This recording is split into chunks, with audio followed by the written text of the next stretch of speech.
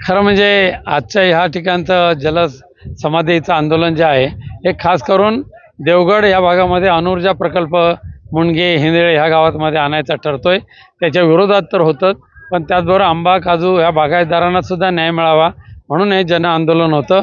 दुर्दैवाने ह्या जिल्ह्यातील जिल्हावासियांना चांगले प्रकल्प देण्याऐवजी जिल्ह्याचा सत्यानाश करणारे अणुऊर्जासारखे प्रकल्प ज्या वेळेला येऊ घालतात त्यावेळेला लोकांचा उद्रेक विरोधाचा हा उभा राहतो हे आज दिसून आलेलं आहे. ज्या पद्धतीने खासदार नारायण राणे यांनी अणुऊर्जा प्रकल्पाला विरोध करणाऱ्यांना राणे स्टाईलने आम्ही बंदोबस्त करू अशा पद्धतीची जी घाणेरडी भाषा बोलली त्यांना आम्ही आव्हान देतो.